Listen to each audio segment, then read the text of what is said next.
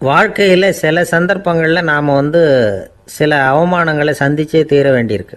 என்ன பண்ணுறது, காலம் அப்படி. அவமானப்படுறவங்க உடனே அடங்கி போய்டுறது தான் உலக வழக்கம்.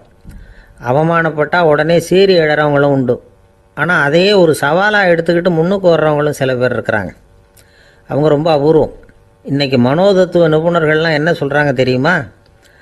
அவமானப்பட்டுட்டா உடனே அடங்கி போயிடக்கூடாதான். அதையே ஒரு சவாலாக எடுத்துக்கிட்டு மனசில் ஒரு வைராக்கியத்தோடு முயற்சி பண்ணினா வாழ்க்கையில் எல்லாரும் முன்னேறலாமா. அவமானங்கிறத நாம் வைராக்கியமாக மாற்றிக்கணும். அதுதான் வெற்றிக்கு வழி. ராமர் இந்த பூமியில் பிறந்ததே ஒரு வைராக்கியத்தினால தான் சார் அப்படின்னார் ஒருத்தர். எப்படிங்க அது அப்படின்னு கேட்டேன். அவர் சொன்னார், தசரதருக்கு ராமர் குழந்தையாக பிறக்கணும், அப்போ தான் இங்கே இருக்கிற கஷ்டங்கள்லாம் நீங்கும் அப்படின்னு சர்வ லோகமும் எதிர்பார்த்துக்கிட்டு இருக்குது. ஆனால் அவர் எப்போ பிறப்பார் அப்படின்னு யாருக்கும் தெரியல. அந்த காரியம் சீக்கிரம் நடக்கணுமே, அதுக்கு என்ன பண்ணுறது? நாரதர் வந்தார் ஒரு நாள் தசரதரை தேடி. தசரதா, உனக்கு ஒரு செய்தி தெரியுமான்னு ஆரம்பித்தார். அவர் எப்பவும் இப்படித்தானே ஆரம்பிக்கிறது வழக்கம். என்ன விஷயம்னு கேட்டார் தசரதர்.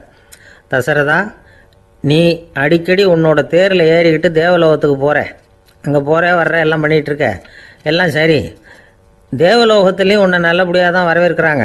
தேவேந்திரன் உன்னை பிரியமாக அழைச்சிட்டு போய் தன்னுடைய அரியாசனத்திலேயே தனக்கு பக்கத்திலேயே உட்கார வைக்கிறான். நீயும் சந்தோஷமாக உட்காந்து பேசிவிட்டு வந்துடுற. ஆனால் நீ இங்கே வந்ததுக்கு அப்புறம் அங்கே என்ன நடக்குது தெரியுமா உனக்கு அப்படின்னாரான் நாரதர்.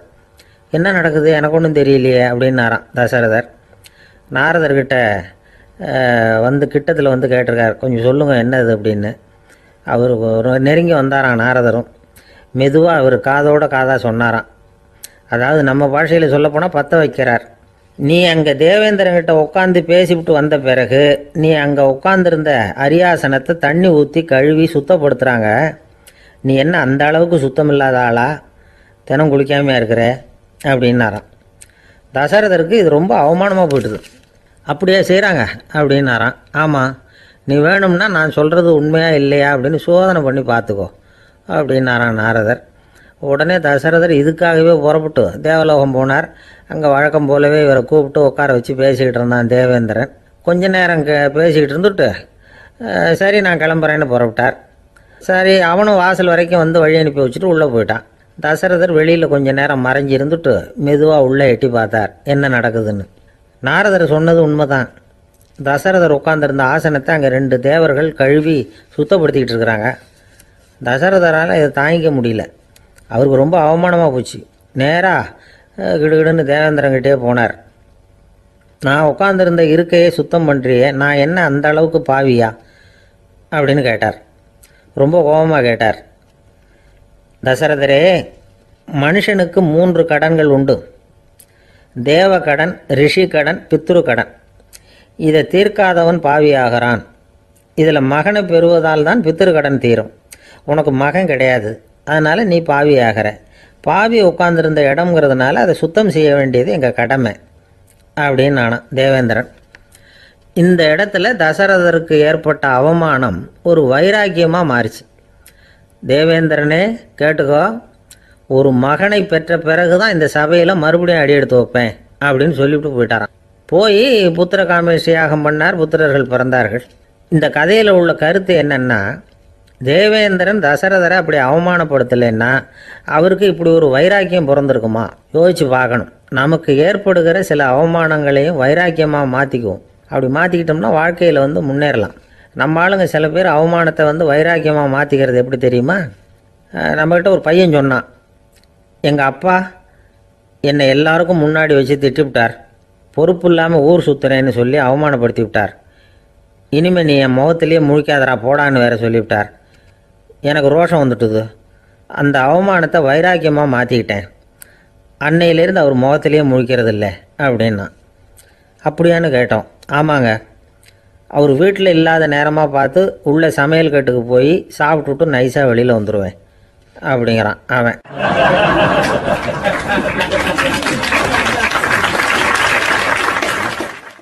ஜவஹர்லால் நேரு பிரதமராக இருந்த சமயம் அவர் ஒரு தடவை சென்னைக்கு வந்திருக்கிறார். இங்கே சில முக்கிய நிகழ்ச்சிகளில் கலந்துக்கிறதுக்காக வந்திருந்தார். ஆளுநர் மாளிகையில் ஒரு நாள் ராத்திரி தங்கி மறுநாள் புதுடெல்லி புறப்படுறதாக ஏற்பாடு. நிகழ்ச்சியிலெல்லாம் முடிச்சுக்கிட்டு ஆளுநர் மாளிகையில் தங்கியிருக்கிறார். அன்றைக்கு இரவு படிக்கிறதுக்கு ஒரு முக்கியமான புத்தகம் அவருக்கு தேவைப்பட்டது. அந்த சமயத்தில் உலக அளவில் ஒரு முக்கியமான பொருளாதாரம் சம்பந்தமான ஒரு புத்தகம் வெளியாகி இருக்கிற விஷயம் அவருக்கு தெரியும். அந்த புத்தகம் மெட்ராஸுக்கு வந்திருக்குமா, அது இங்கே கிடைக்குமா அப்படின்னு விசாரிச்சிருக்கிறார் நேருஜி. அவர் இப்படி கேட்ட உடனே அங்கே இருந்தவங்கெல்லாம் ரொம்ப பரபரப்பாக செயல்பட ஆரம்பிச்சுட்டாங்க. முக்கியமான இடங்கள்ல எல்லாம் விசாரிச்சிருக்கிறாங்க அந்த புத்தகம் உங்ககிட்ட இருக்கான்னு. சென்னையில் உள்ள கன்னிமாரா நூல் நிலையத்துக்கு எப்படியும் அந்த புத்தகம் வந்திருக்கணும் அப்படின்னு ஒரு நம்பிக்கை. அங்கே விசாரித்தாங்க. அந்த புத்தகம் 2 நாளைக்கு முன்னாடி தான் அங்கே வந்திருக்குது அப்படிங்கிற விஷயம் தெரிஞ்சுது. உடனே எல்லாரும் அங்கே ஓடினாங்க. அவங்களுக்கு இன்னொரு சந்தேகம், புத்தகம் வந்திருக்கு சரி, அது இந்த சமயத்தில் வேறு யாரும் படிக்கிறதுக்கு எடுத்துகிட்டு போயிருக்கக்கூடாதே அப்படிங்கிற சந்தேகம் இருந்தாலும் மனசுக்குள்ளே ஒரு தைரியம். இப்படி ஒரு புத்தகம் வெளிவந்திருக்கிற விஷயமே நேருஜி சொல்லி தான் நமக்கே தெரியும். அதுவும் இல்லாமல் உலக பொருளாதாரம் சம்பந்தமான ஏதோ ஒரு புத்தகம் அது. அதை போய் இந்த நேரத்தில் அவ்வளவு ஆர்வமாக யார் எடுத்துகிட்டு போயிட போகிறாங்க அப்படிங்கிற தைரியம். இந்த தைரியத்தோடு அந்த நூல் நிலையத்துக்கு ஓடினாங்க. புத்தகத்தை தேடினா அது கிடைக்கல. யாரோ எடுத்துகிட்டு போயிருக்கிறாங்க. நேருவுக்கு மட்டுமே தெரிஞ்சிருந்த அந்த புத்தகம் பற்றின விஷயம் சென்னையில் வேற ஒருத்தருக்கும் தெரிஞ்சிருக்குது. உடனே எல்லாரும் பரபரப்பாக அந்த அதுக்குன்னு இருக்கிற ரிஜிஸ்டர் இருக்குல்ல, பதிவேடு, அதை புரட்டி பார்க்குறாங்க யார் எடுத்துகிட்டு போகிறாங்கன்னு தெரிஞ்சுக்கிறதுக்காக. எடுத்துகிட்டு போனவங்க அதில் கையெழுத்து போட்டிருப்பாங்கல்ல, அதை பார்த்து யாருன்னு தெரிஞ்சுக்கலாம் அப்படிங்கிறதுக்காக தான் அதை புரட்டுறாங்க. அதோ அந்த புத்தகத்தோட பேர் பக்கத்தில் அதை எடுத்துக்கிட்டு போனவங்க கையெழுத்து உத்து பார்க்குறாங்க எல்லாரும். அதில் போட்டிருக்குது பேர் CN அண்ணாதுரை அப்படின்னு எழுதியிருந்தது. அவர் தான் பேரறிஞர் அண்ணா. நேரு படிக்க விரும்பின ஒரு புத்தகத்தை அதே நேரம் படிக்க விரும்பின இன்னொரு தலைவர் இவர். படிக்கிறதுல அவருக்கு இருந்த ஆர்வத்தை நாம் தெரிஞ்சுக்கணும்னா அதுக்கு எவ்வளவோ சம்பவங்கள் இருக்குது. கடைசி காலத்தில் அவர் அடையாறு மருத்துவமனையில் படுத்திருக்கிறார். அவருக்கு ஒரு முக்கியமான அறுவை சிகிச்சை செய்ய வேண்டியிருக்குது அவசரமாக. அமெரிக்காவிலேருந்து டாக்டர் மில்லர் வந்திருக்கிறார். அவர்கிட்ட கேட்குறார், டாக்டர் நாளைக்கே அறுவை சிகிச்சை செய்ய போகிறீங்களா அப்படின்னு. ஆமாங்கிறார் டாக்டர் மில்லர்.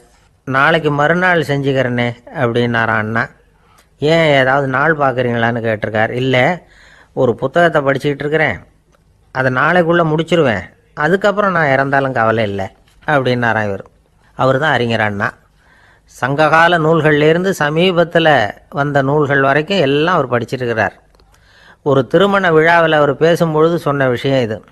சங்க காலத்தில் காதலியை மணக்க விரும்புகிறவனுக்கு அவனுடைய தந்தை வீர சோதனைகள்லாம் வைப்பார். போய் புலிப்பல்லு கொண்டுக்கிட்டு வா, அப்போ தான் என் பொண்ணை கொடுப்பேன் அப்படின்னு சொல்லுவார். காதலன் உடனே காட்டுக்கு போவான், ஒரு புலியை கொன்று அதனுடைய பல்லை கொண்டுக்கிட்டு வருவான். அதை வீர பதக்கத்தில் பதிச்சு அவனுக்கு மாமனார் சூட்டுவார் கல்யாண சமயத்தில். இப்போலாம் காதலன் கிட்ட அப்படி சொல்ல முடியாது. இப்போலாம் காதலன் கிட்ட காட்டுக்கு போய் புலிப்பல் கொண்டுக்கிட்டு வான்னு யாராவது சொன்னால் புலி தான் மாப்பிள்ளையாக வந்து சேரும் அப்படின்னார்.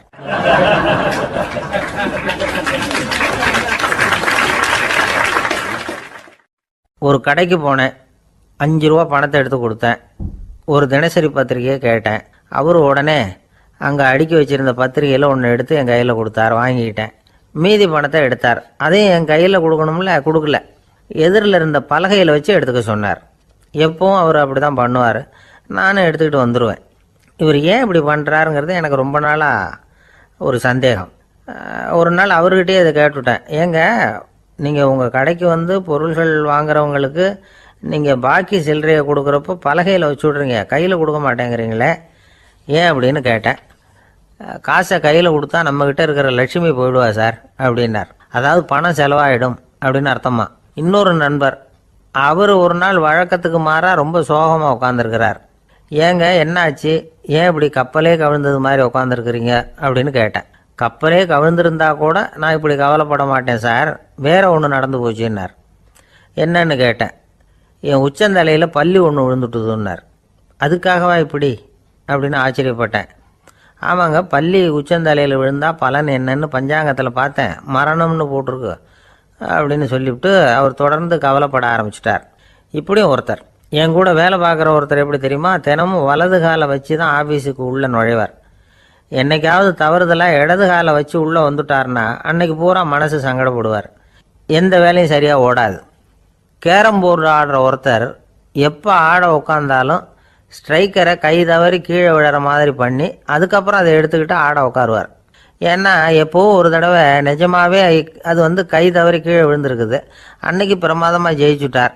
உடனே ஒரு முடிவுக்கு வந்துட்டார், கை தவறுனா லாபம் அப்படின்னு. அதுக்கப்புறம் அதையே பழக்கமாக்கிக்கிட்டார். பூனை குறுக்க போனால் சகனம் சரியில்லைன்னு நினைக்கிறவங்க உண்டு. ஆனால் ஒருத்தர் எப்படி தெரியுமா, அவர் வெளியில் கிளம்புற சமயம் பக்கத்து வீட்டு ரேடியோவில் மியாவ் மியாவ் பூனை குட்டின்னு பாட்டு சத்தம் கேட்டால் கூட போதும், சகனம் சரியில்லைன்னு பிரயாணத்தை கேன்சல் பண்ணிவிடுவார். இப்போ இவ்வளவும் எதுக்கு சொல்கிறோம்னா, அளவுக்கு மீறின சகுன நம்பிக்கைகள் இருக்குது பாருங்கள், இதோட பயமும் சேர்ந்துக்கிட்டதுன்னு வச்சுக்கோங்க, இது ஒருத்தருடைய மனநிலையை பாதிச்சிடும். இது உளவியல் நிபுணர்கள் சொல்கிற கருத்து. வாழ்க்கையே தடுமாற வச்சிரும்.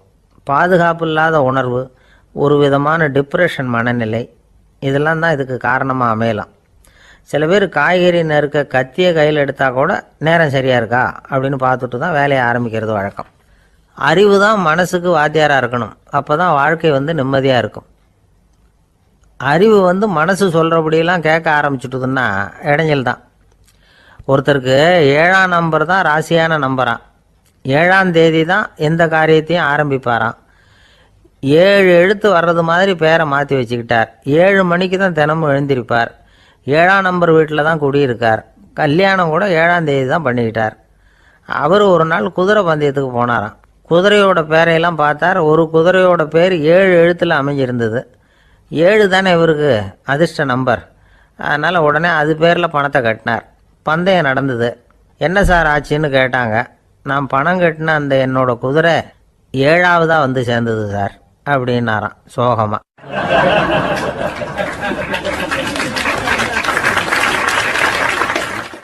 ஒரு விவசாயி விதைக்கிறதுக்காக வயல்வெளி பக்கம் போகிறார். விதைகளை அள்ளி வீசினார். அப்போ என்ன ஆச்சுன்னா, சில விதைகள் பாதை ஓரத்தில் விழுந்தது. சில விதைகள் முள் செடிகள் மண்டி இருந்த புதருக்கு இடையில் விழுந்தது. சில விதைகள் நல்ல நிலத்தில் விழுந்தது.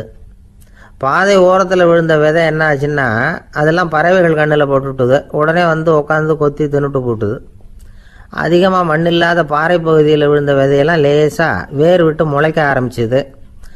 அதுக்கப்புறம் வேர் கீழேயும் ஆழமாக போக முடியல, மேலேயும் சூரிய வெப்பம் அதிகம் தாங்க முடியல, எல்லாம் காஞ்சி கருகி போட்டுது. புதர் பகுதியில் சில விதைகள் விழுந்தது இல்லையா, முள் செடிகள் காடாக மண்டி போயிருந்தது. அதனால் முளைச்சி வர்ற செடிக்கு நெருக்கடி அதிகமாக போட்டுது. சரியாக வளர முடியல, விளைச்சலும் சரியாக இல்லை.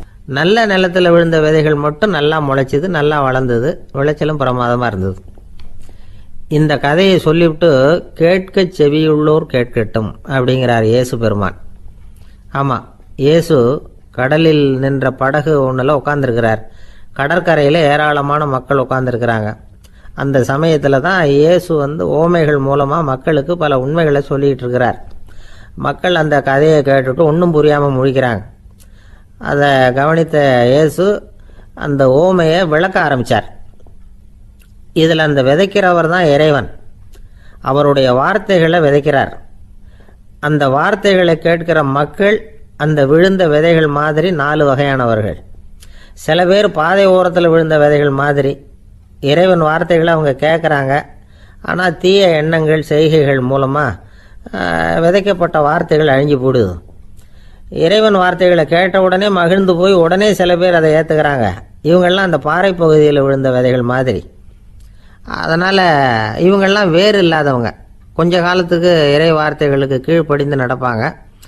அதனால் ஏதாவது இடைஞ்சல் ஏற்பட்டால் உடனே தடுமாறுவாங்க. தங்கள்கிட்ட இருக்கிற நல்ல பண்புகளை விட்டுட்டு பாவ வழிகளுக்கு போயிடுவாங்க. முள் செடிகளுக்கு இடையில் விழுந்த விதைகள் மாதிரி உள்ளவங்க யாருன்னா, இவங்களுக்கு உலக கவலை உண்டு, செல்வத்தின் மீது மயக்கம் உடையவர்கள். உலக ஆசைகள் இவங்களுக்குள்ளே பூந்துடுறதுனால அங்கே இருக்கிற நல்ல பண்புகள் மறைஞ்சு போயிடுது. அதனால் அவங்களும் உபயோகம் இல்லாதவங்களாக ஆயிடுறாங்க. நல்ல மனிதர்கள் நல்ல நிலத்தில் விழுந்த விதைகளுக்கு ஒப்பானவர்கள். இவங்க இறை வார்த்தையை கேட்குறாங்க, அதை ஏற்றுக்கிறாங்க, அவங்களும் நல்லபடியாக வாழுறாங்க, அடுத்தவங்களுக்கும் உபயோகமாக இருப்பாங்க. இதுதான் இயேசு சொன்ன விளக்கம். நல்ல வார்த்தைகளை கேளுங்கள், நல்ல வார்த்தைகளை ஏற்றுக்கொள்ளுங்கள், அடுத்தவங்களுக்கு உபயோகமாக இருங்க. இதுதான் பெரியவங்கள்லாம் நமக்கு சொல்லுகிற உபதேசம். ஒரு அப்பா தன்னுடைய மகனுக்கு உபதேசம் பண்ணார். இதை பாருப்பா, நல்ல வார்த்தைகளை கேட்கணும், எப்போதுமே மகன் அப்பா பேச்சை கேட்குறது நல்லது அப்படின்னாராம். நீ ஏதாவது ஒரு தப்பு பண்ணால் என் தலையில் ஒரு முடி நரைச்சி வெள்ளையாக போடும்பா, நீ செய்கிற ஒவ்வொரு தப்புக்கும் என் தலையில் ஒவ்வொரு முடி வெள்ளையாயிடும் அப்படின்னாராம். பையன் யோசிச்சான், அப்பா இப்போ தான் எனக்கு புரியுது, தாத்தாவோட தலைமுடி பூராவும் வெள்ளையாக இருக்கிறதுக்கு என்ன காரணம்ங்கிறது எனக்கு இப்போ தான் புரியுது அப்படின்னானா.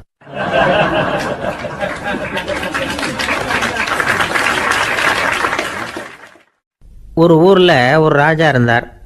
அவர் ஒரு பூனை வளர்த்தார். ரொம்ப செல்லமாக அவர் அந்த பூனையை வளர்த்தார். அவர் என்ன பண்ணுவார் தெரியுமா? இரவு நேரத்தில் அந்த பூனையோட தலையில் ஒரு விளக்கை வச்சுருவார். அந்த பூனை ரொம்ப ஜாக்கிரதையாக அந்த விளக்கு கீழே விழுந்துடாமல் பார்த்துக்கும்.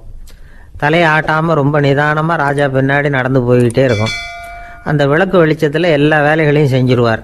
கையில் ஒரு விளக்கை தனியாக எடுத்துகிட்டு போக வேண்டிய அவசியமே இல்லை. விளக்கை தூக்கிட்டு போகிற வேலையை அந்த பூனை பார்த்துக்கும். அதனால் ராஜாவுக்கு அந்த பூனை மேலே ரொம்ப பிரியம். மந்திரிகளையெல்லாம் கூப்பிட்டு அவங்கக்கிட்ட சொல்லுவார், பார்த்தீங்களா இந்த பூனை எவ்வளவு விசுவாசமாக நடக்குது, என் பேரில் எவ்வளவு மரியாதை பார்த்தீங்களா அதுக்கு அப்படிம்பார். இதை கேட்டுவிட்டு அங்கேருந்து அமைச்சர்களில் ஒருத்தர் சொன்னார், மன்னா நீங்கள் சொல்கிறது சரிதான், இருந்தாலும் இந்த பூனையோட விசுவாசத்தை நாம் கொஞ்சம் சோதித்து பார்க்க வேண்டியிருக்கு அப்படின்னாராம். சரி, உங்கள் ஆசையை ஏன் கெடுக்கணும், நல்லா சோதித்து பாருங்கள் அப்படின்னு சொல்லிவிட்டார் ராஜா. உடனே அந்த அமைச்சர் என்ன பண்ணார் தெரியுமா? எங்கேயோ புறப்பட்டு போனார். ஒரு 5-6 எலிகளை பிடிச்சிட்டு வந்தார். அரண்மனையில் ராஜா ஏதோ வேலை பார்த்துக்கிட்டு இருக்கிறாரு. பக்கத்தில் அந்த பூனை ரொம்ப பணிவாக நின்றுக்கிட்டு இருக்குது. அது தலையில் விளக்கு எரிஞ்சிக்கிட்டு இருக்கு. அமைச்சர் தான் பிடிச்சிக்கிட்டு வந்த எலிகளை அந்த பூனை பார்வையில் படுறது மாதிரி எதிரில் விட்டார். அந்த எலிகள்லாம் அங்கேயும் இங்கேயும் ஓட ஆரம்பிச்சிது. அதை பார்த்தது பூனை, அவ்வளவுதான். தலையில் இருக்கிற விளக்கை பற்றியும் கவலைப்படலை, ராஜாவை பற்றியும் கவலைப்படலை. ஒரே பாய்ச்சலாக பாஞ்சு எலிகளை துரத்த ஆரம்பிச்சுட்டுது. தலையில் இருந்த விளக்கு எங்கேயோ போய் விழுந்தது, அணைஞ்சு போச்சு. இருட்டில் ராஜா தடுமாற ஆரம்பிச்சுட்டார். இந்த சமயத்தில் அந்த அமைச்சர் மறுபடியும் விளக்கை ஏற்றினார். வெளிச்சம் வந்தது. அதுக்கப்புறம் அந்த அமைச்சர் பேசினார், அரசே, பூனையோட விசுவாசத்தை பார்த்தீங்களா? எலி அது கண்ணில் படுற வரைக்கும் தான் விசுவாசமாக இருந்தது. அது மாதிரி எலியை பார்த்ததும் எல்லாத்தையும் விட்டுட்டு அதை துரத்த ஆரம்பிச்சுட்டு பார்த்தீங்களா? தான் அந்த பூனையை பற்றி நினச்சது தப்புங்கிறது அதுக்கப்புறம் தான் அந்த ராஜாவுக்கு புரிஞ்சுதான். சரி, இப்போ எதுக்கு இந்த கதையெல்லாம் அப்படிங்கிறீங்களா? இந்த பூனை மாதிரி தான் நம்ம மனசும். மனசை எவ்வளவு தான் பயிற்சி கொடுத்து பக்குவமாக வச்சுருந்தாலும் பார்க்குறதுக்கு பரமசாது மாதிரி தான் இருக்கும். பார்க்க வேண்டியதை பார்த்துட்டுதுன்னா பாஞ்சிரும்.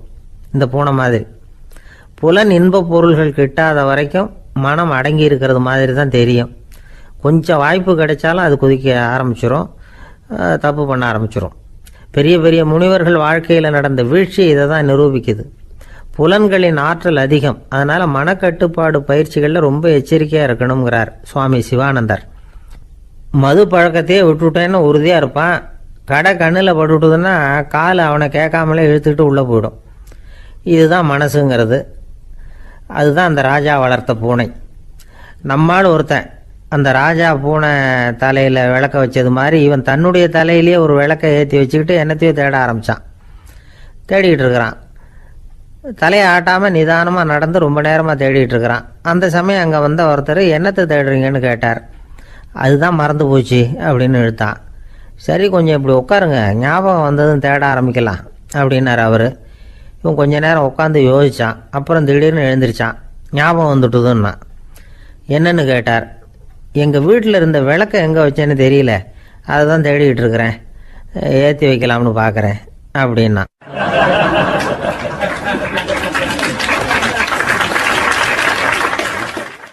ஒரு ராஜா இருந்தார்.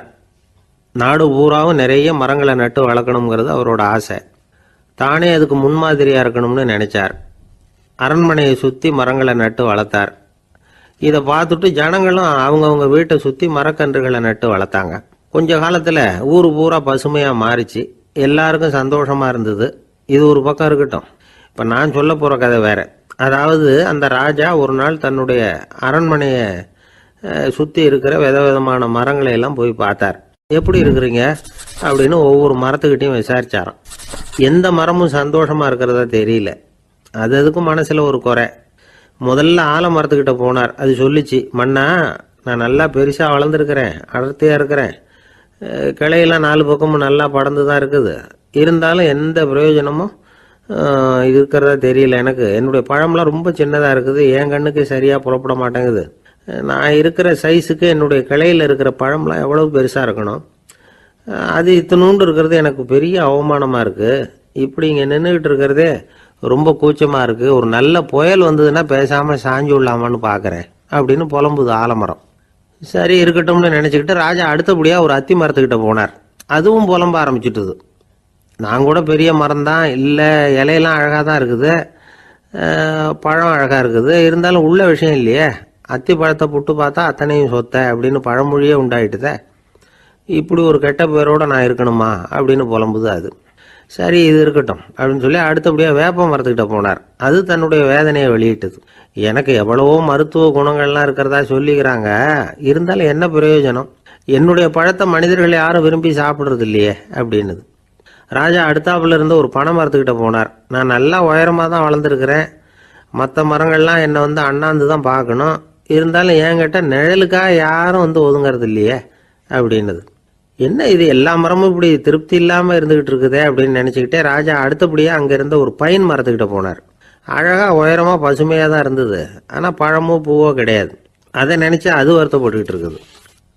ஓக் மரம் அது ஒன்று நின்றுட்டு இருந்தது. அது என்ன சொல்லிச்சுன்னா, இலையுதிர் காலத்தில் என் மேலே இருக்கிற எல்லா இலைகளும் உதிர்ந்து போடுது, முடி கொட்டின மனிதர்கள் மாதிரி மொட்டையாக நான் நிற்க வேண்டியிருக்குது, என்ன வாழ்க்கை இது அப்படின்னு சொல்லி அழுத்துக்கிட்டது.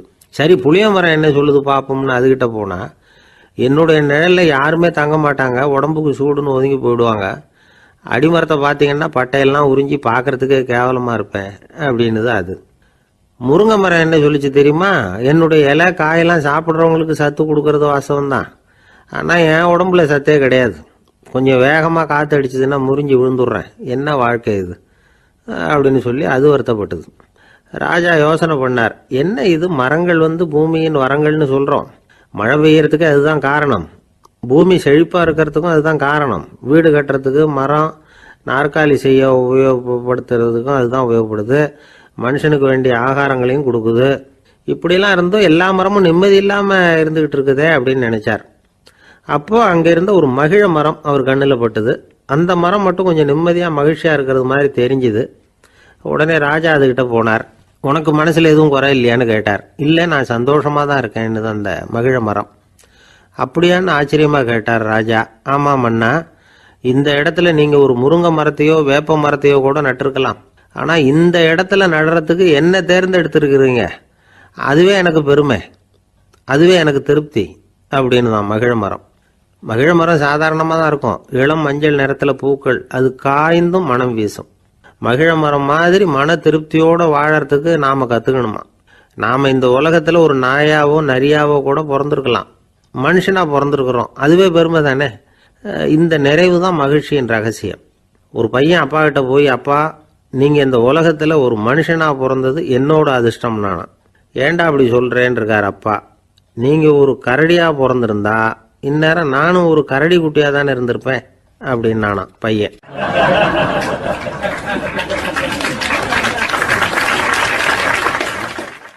இந்த உலகத்தில் நாம் நல்லபடியாக இருக்கணும்னா அதுக்கு முக்கியமாக தேவைப்படுறது ரெண்டு.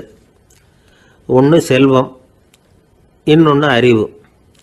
சரி, இது ரெண்டில் சிறந்தது எது அப்படின்னு ஒரு கேள்வி கேட்டால் என்ன பதில் சொல்கிறது? இதே கேள்வியை ஹஸ்ரத் அலி அவர்கள்கிட்ட கேட்டாங்களாம். அவர் ஒரு பெரிய அறிஞர். கேள்வி கேட்டவங்களும் சாதாரண ஆட்கள் இல்லை, இவங்களும் அறிஞர்கள். ஒரு நாள் ஹஸ்ரத் அலி அவர்கள்கிட்ட 10 அறிஞர்கள் வந்தாங்களாம். ஐயா, நாங்கள் 10 பேரும் உங்ககிட்ட ஒரே கேள்வியை தான் கேட்க வந்திருக்கிறோம், ஆனால் எங்கள் 10 பேருக்கும் நீங்கள் தனித்தனியாக பதில் சொல்ல முடியுமா அப்படின்னு கேட்டிருக்காங்க. அதாவது அவங்க ஒரே கேள்விக்கு இவர்கிட்ட இருந்து 10 விதமான பதில் எதிர்பார்க்குறாங்க. சரி கேளுங்க, என்ன கேள்வி அப்படின்னார் அவர். அப்போ தான் அவங்க கேட்டாங்களாம், செல்வம் அறிவு இது ரெண்டில் சிறந்தது எது, இதுதான் கேள்வி. ஹஸ்ரத் அலி என்ன பண்ணார் தெரியுமா? அவங்கள ஒவ்வொருத்தராக கூப்பிட்டார், ஒவ்வொரு விதமான பதிலை சொல்லி அனுப்புனார். முதல்ல ஒருத்தரை கூப்பிட்டார், சொன்னார், அறிவுங்கிறது தீர்க்கதரிசிகள், ஞானிகள், மகான்கள் இவங்களோட பரம்பரை சொத்து, ஆனால் செல்வம்ங்கிறது கொடுங்கோலரின் ஆயுதம், அதனால் அறிவு தான் சிறந்தது அப்படின்னார். ரெண்டாவது ஆளை கூப்பிட்டார், உங்ககிட்ட செல்வம் இருந்தால் நீங்கள் தான் அதை காப்பாற்றணும், ஆனால் அறிவு வந்து உங்களை எப்பவும் காப்பாற்றும். ஆகவே அறிவு தான் சிறந்தது அப்படின்னார். மூணாவது ஆளை கூப்பிட்டார். செல்வந்தனுக்கு எப்போதும் விரோதிகள் அதிகம், ஆனால் அறிஞனுக்கு நண்பர்கள் அதிகம், அதனால் அறிவு தான் சிறந்ததுன்னார். அடுத்தவரை கூப்பிட்டார். செல்வம் அடுத்தவங்களுக்கு கொடுக்க கொடுக்க குறையும், ஆனால் கல்விங்கிறது அதிகரிச்சுக்கிட்டே வரும், கொடுக்கறதுனால குறையாது, அதனால் அறிவு தான் சிறந்ததுன்னார். இன்னொருத்தரை கூப்பிட்டார். அறிவுள்ளவன் எப்பவும் வந்து அதை அடுத்தவங்களுக்கு வாரி வழங்கிக்கிட்டே இருப்பான், அதனால் அவங்ககிட்ட தாராளத்தன்மை இருக்கும். ஆனால் செல்வந்தன்கிட்ட கஞ்சத்தனம் தான் இருக்கும், அதனால் அறிவு தான் சிறந்ததுன்னார். ஆறாவது நபரை கூப்பிட்டார். செல்வத்தை வந்து கள்வர்கள் திருடிட்டு போக முடியும், ஆனால் அறிவை வந்து அப்படி திருடிட்டு போக முடியாது அப்படின்னார். ஏழாவது நபரை கூப்பிட்டார். செல்வம் வந்து கால ஓட்டத்தில் அழிஞ்சிரும், ஆனால் அறிவை வந்து கால ஓட்டம் ஒன்றும் பண்ண முடியாது, ஆகவே அறிவே சிறந்ததுன்னார். எட்டாவது ஆளை கூப்பிட்டு சொன்னார். செல்வத்துக்கு எப்பவும் எல்லை உண்டு, நிறை உண்டு, அளவு உண்டு, கணக்கு உண்டு, ஆனால் அறிவுக்கு அப்படிப்பட்ட எல்லை எதுவும் கிடையாது, அதனால் அதுதான் சிறந்ததுன்னார். அடுத்தவனை கூப்பிட்டார்.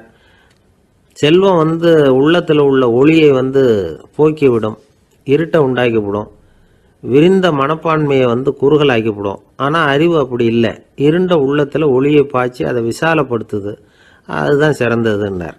கடைசியாக 10வது நபரை கூப்பிட்டார். செல்வம் வந்து மனசில் செருக்கை உண்டாக்குது, ஆணவத்தை ஏற்படுத்துது, அதனால் நானே கடவுள்னு நினைக்கிற அளவுக்கு மனுஷனை வந்து தாழ்த்தி விடுது, ஆனால் அறிவு வந்து பணிவையும் பண்பாட்டையும் வளர்க்குது, அதனால் அறிவு தான் சிறந்ததுன்னார்.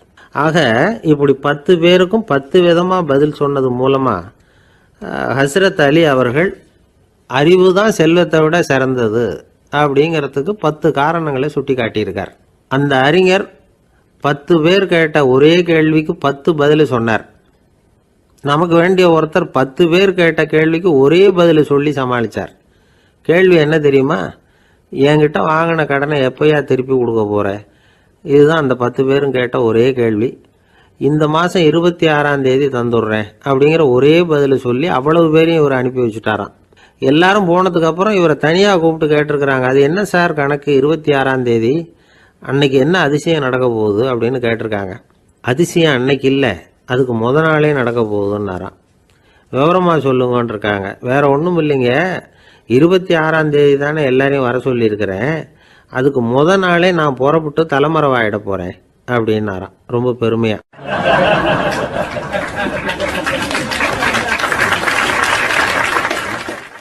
துருக்மேனியாவில் அஷ்காபாத் அப்படின்னு ஒரு நகரத்தில் ஒரு புவியியல் விஞ்ஞானி இருந்தார். அவர் ஒரு நாய்க்குட்டி வளர்த்தார்.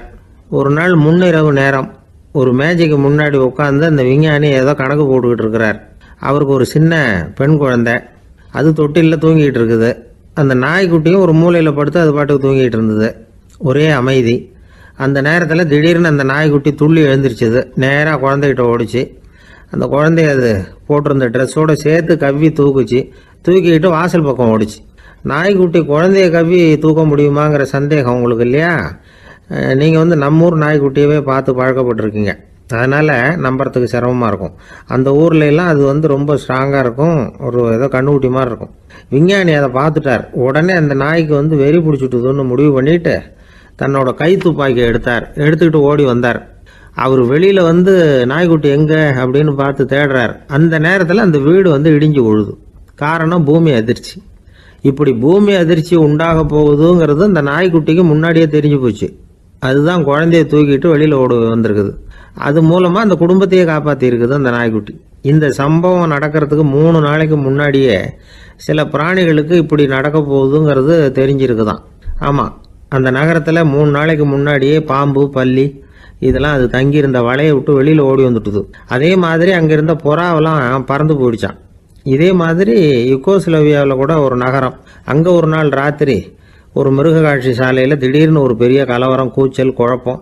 அங்கே இருந்த கழுதை, புலி, யானை, பறவை எல்லாம் கண்ணாபின்னான்னு கத்த ஆரம்பிச்சுட்டுது. நீர் யானை அதுக்குன்னு போடப்பட்டிருந்த தடுப்பையே தாண்டி குதிச்சு வெளியில் வந்துட்டு தான். மறுநாள் தான் எல்லாருக்கும் விஷயம் புரிஞ்சுது. அடுத்த நாள் காலையில் அங்கே பூமி அதிர்ச்சி உண்டாயிட்டுது. இப்போ பாருங்க, அதாவது மனுஷனை போய் தீர்க்க தரிசி அது இதுன்னு சொல்லிட்டு இருக்கிறோம், இவனை விட அது பரவாயில்லைன்னு தோணுது. அதாவது மிருகங்கள் ஒன்று நடக்க போகுதுங்கிறத முன்னாடியே புரிஞ்சுக்குதே. சரி, இதெல்லாம் எப்படி அது முன்கூட்டி புரிஞ்சுக்குது? அதுதான் படைப்பு ரகசியம். அதை கண்டுபிடிக்கிறதுக்கு தான் மனுஷன் வந்து ஆராய்ச்சி பண்ணிகிட்டு இருக்கிறான். விஞ்ஞானிகளோட ஆராய்ச்சியெல்லாம் ஒரு பக்கம் இருக்கட்டும், வீட்டுக்குள்ளேயே சில ஆராய்ச்சி பண்ணி பாருங்களேன். இப்போ சில யோசனை சொல்லி அதை சோதனை பண்ணி பாருங்க அப்படின்னு ஒருத்தர் சொன்னாராம். அதாவது இப்போ மழை வருமா வராதா அப்படின்னு தெரிஞ்சுக்கணுமா, உடனே ஒரு பூனைக்குட்டி பின்னாடியே மெதுவாக போய் அது என்ன செய்யுதுன்னு கவனித்து பார்க்கணும். பூனைக்குட்டி தன்னோட பாதத்தினால சுகத்தில் வந்து அப்படி கீறிக்கிட்டு இருக்கும். அப்படி கீறினா கண்டிப்பாக மழை வரும். சில சமயம் பூனைக்குட்டி அப்படி மல்லாந்து படுத்துக்கிட்டு பாதத்தை உயர தூக்கும், அப்படியும் எப்படியும் புரளும். இப்படி செஞ்சதுன்னா அன்னைக்கும் மழை இருக்காது. அதனால் முன்னாடி இருந்தது மழை வர்றதுக்கு அறிகுறி, இது மழை இல்லைங்கிறதுக்கு அறிகுறி. பறவைகள் பிராணிகள் இதுகளோட நடவடிக்கைகளை பார்த்துட்டு அதையெல்லாம் அடிப்படையாக வச்சு தான் காலநிலையை கண்டுபிடிக்கிற கருவிகளை கண்டுபிடிச்சிருக்கிறாங்க.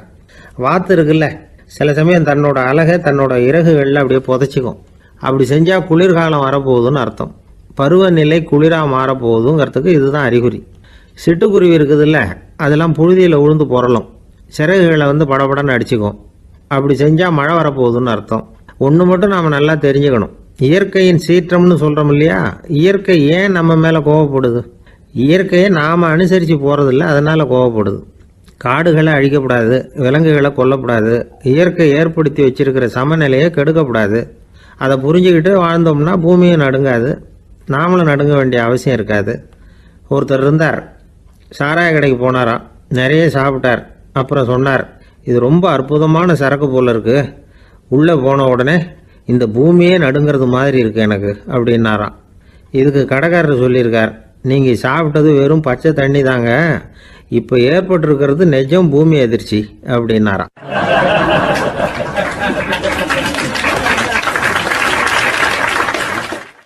ஒரு ஊரில் ஒரு ராஜா இருந்தார். அந்த ராஜாவுக்கு ஒரு மந்திரி. ராஜா ரொம்ப நியாயமானவர், நேர்மையானவர், கண்டிப்பானவர். தப்பு செய்கிறது யாராக இருந்தாலும் தண்டனை கொடுப்பார். வேண்டியவங்களுக்கு ஒரு நியாயம், வேண்டாதவங்களுக்கு ஒரு நியாயங்கிறதெல்லாம் அவர்கிட்ட கிடையாது.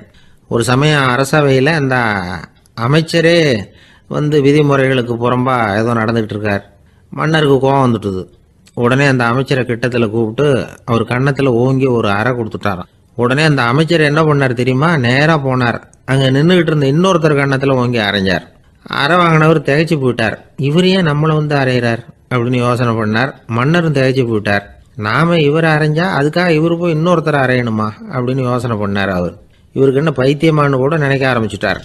ஆனால் என்ன ஆச்சுன்னா, அப்புறம் அமைச்சர் அவர் கவனிச்சுக்கிட்டு இருந்தாரா, அவர் இன்னொருத்தர் அரைஞ்சார் இல்லையா, அந்த அரை வாங்கின ஆசாமியை பார்த்து கத்திக்கிட்டு இருந்தார். யார்? அமைச்சர்.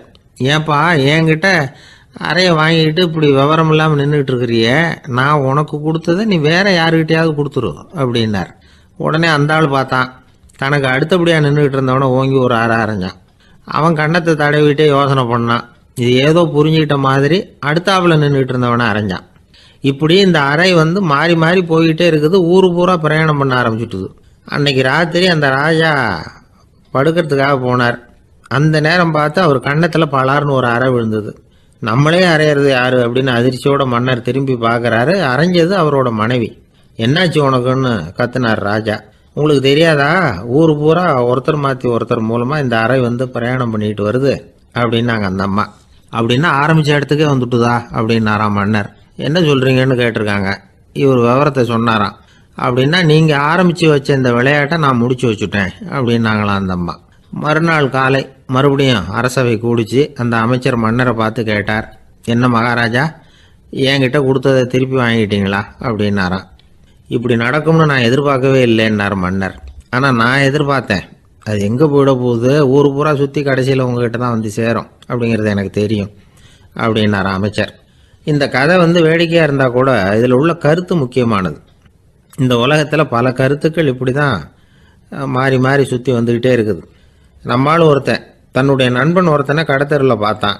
உடனே ஓடி போய் பலார்னு ஒரு அறை கொடுத்தானான். அவன் கண்ணத்தை தடவிட்டு ஏன்டா என்ன அரைஞ்சேன்னு கேட்டிருக்கான். நீ ஏன்டா என்ன முட்டாள்னு என் மனைவிட்ட போய் சொன்னேன் அப்படின்ட்டுருக்கான் அவன். உன்னை ஒரு முட்டாள்னு சொன்னதுக்காகவா நீ என்ன அரைஞ்ச அப்படின்னு கேட்டிருக்கான் இவன். டேய், நான் அதுக்காக அறையலப்பா, அது ஒரு பெரிய ரகசியம் நான் முட்டாளுங்கிறது. அந்த ரகசியத்தை நீ வந்து ஏன் எங்கள் வீட்டில் போய் சொன்னேன், அதுக்காக தான் அரைஞ்சேன் அப்படின்னு நானும் அவன்.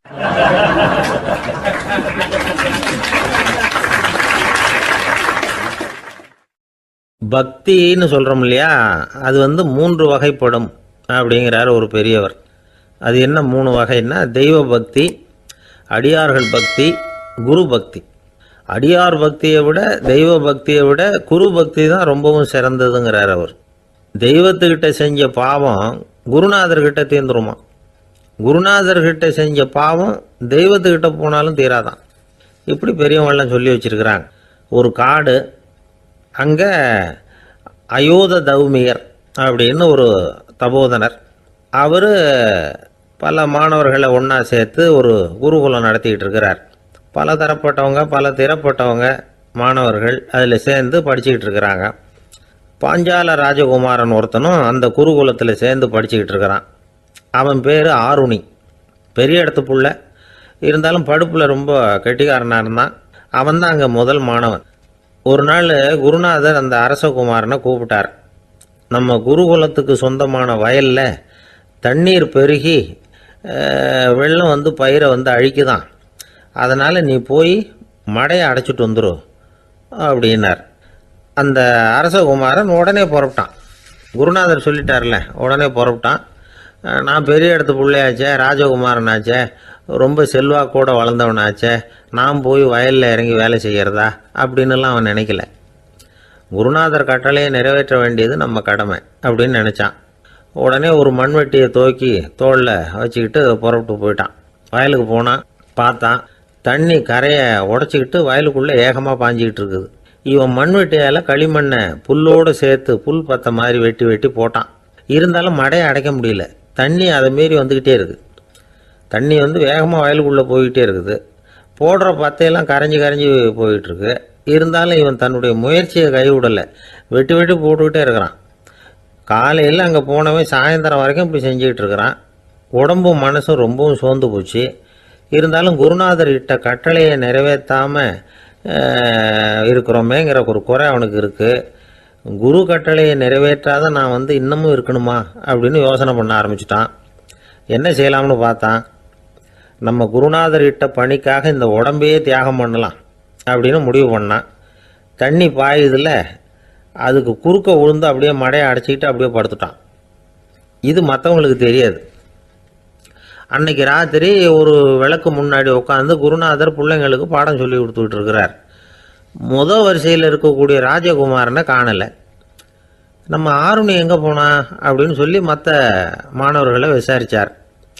இப்போ அவங்க சொன்னாங்க, சுவாமி அவன் காலையில் வயலுக்கு வந்து மடையை அடைக்கிறதுக்காக போனான், நீங்கள் தான் போக சொன்னீங்க, இன்னும் திரும்பி வரல அப்படின்னு அவர் பையன். குருநாதர் உடனே ஒரு தீவெட்டி எடுத்துக்கிட்டு மாணவர்களை அழைச்சிக்கிட்டு வயலுக்கு போனார். அங்கே போய் பார்த்தா ஆளை காணும். ஆருணி ஆருணின்னு சொல்லி சத்தம் போட்டு கூப்பிட்டு பார்க்குறார். நான் இங்கே இருக்கேன் குருநாதா அப்படின்னு காலுக்கு அடியிலேருந்து ஒரு சத்தம் வருது. குனிஞ்சு பார்த்தா அவன் மடையில் படுத்துருக்கிறான். என்னப்பா இதுன்னார். காலையிலேருந்து இந்த மடையை அடைச்சி பார்த்தேன் சுவாமி, முடியல, அதனால் இப்படி குறுக்க படுத்துட்டேன். என்னை தாண்டறதுக்கு பயந்து போய் தண்ணியே தேங்கி நின்றுட்டுது அப்படின்னா. அவனுடைய குரு பக்தியையும் அவனை தாண்டறதுக்கு அஞ்சு நிற்கிற தண்ணி தேக்கத்தையும் பார்த்துட்டு எல்லாரும் ரொம்ப ஆச்சரியப்பட்டு போயிட்டாங்களாம். ஆருணி எழுந்திரிச்சு வா அப்படின்னு கூப்பிட்டாரான் குருநாதர். அவன் தண்ணீரை பொழந்துக்கிட்டு எழுந்திரிச்சு வந்தானான். அதனால் அவனுக்கு வந்து உத்தாலகன் அப்படின்னு ஒரு பேர். உத்தாலகன்னா தண்ணீரை பிளந்தவன் அர்த்தம். அந்த உத்தாலகன் மாதிரி இந்த காலத்து மாணவர்களுக்கும் குரு பக்தி வேணும் அப்படின்னு சொன்னோம் ஒரு பள்ளிக்கூடத்தில். உடனே நிறைய மாணவர்கள் எழுந்திரிச்சு நின்னாங்க. சார், நீங்கள் எங்களை வந்து இன்னமும் சரியாக புரிஞ்சுக்கலன்னு நினைக்கிறோம். அன்னைக்காவது ஒருத்தன் அப்படி இருந்தான், இன்றைக்கி ஏகப்பட்ட உத்தாலகர்கள் இருக்கிறோம். எங்கள் வாத்தியார் கட்டளை இட்டால் இப்போவே அது மாதிரி வயலுக்கு போய் மடையில் குறுக்கப்படுத்துக்கிறதுக்கு இந்த வகுப்பில் உள்ள அத்தனை பேரும் தயாராக இருக்கிறோம் அப்படின்னாங்க. அப்படியா அப்படின்னு சொல்லி கேட்டோம் ரொம்ப சந்தோஷமாக. ஒருத்தன் ரொம்ப அடக்கமாக எழுந்திரிச்சான். அப்புறம் சொன்னான், ஆமாம் சார், வகுப்பில் வந்து இவர் நடத்துகிற பாடத்தை கேட்டுக்கிட்டு இருக்கிறத விட பேசாமல் போய் மடையில் படுத்துடுறது ஒன்றும் கஷ்டமான காரியமாக இருக்காது, அதனால தான் எல்லாரும் அங்கே போகிறேன்னு சொல்கிறோம் அப்படிங்கிறான்.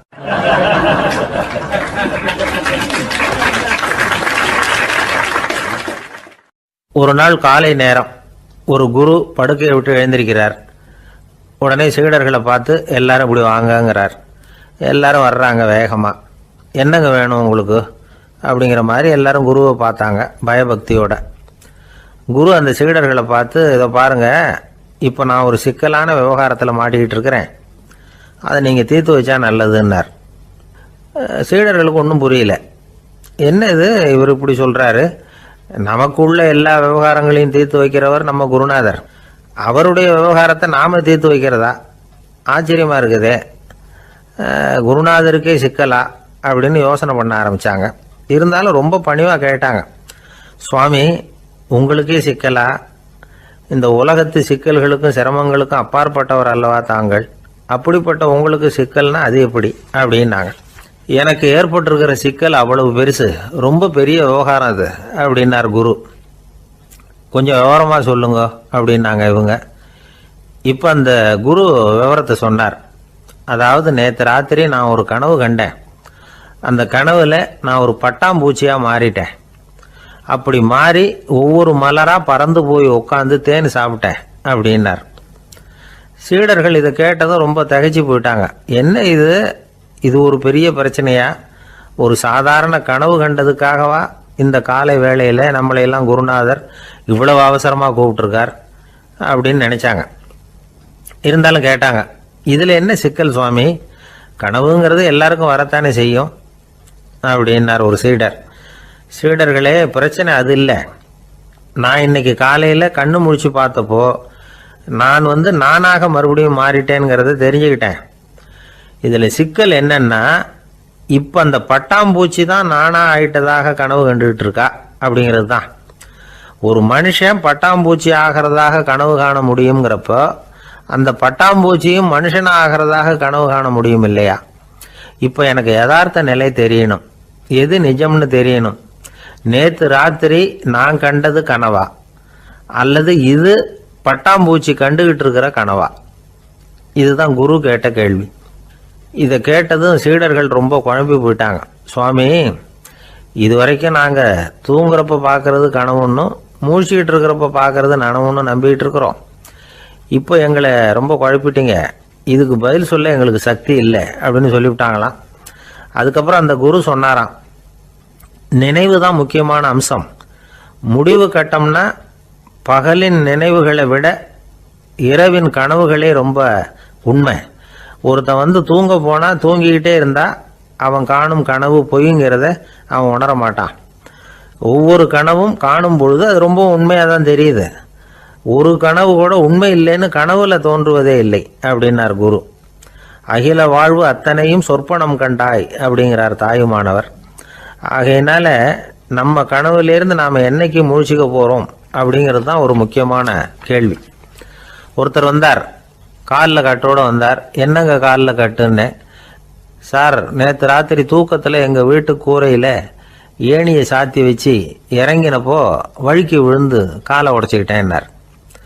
உங்கள் வீட்டில் தான் ஏணியே கிடையாது சார் அப்படின்னு. உண்மைதான் சார், நான் கீழே விழுந்து முழிச்சுக்கிட்டதுக்கு அப்புறம் தானே ஏணி இல்லைங்கிறது எனக்கு ஞாபகம் வந்தது அப்படின்னார்.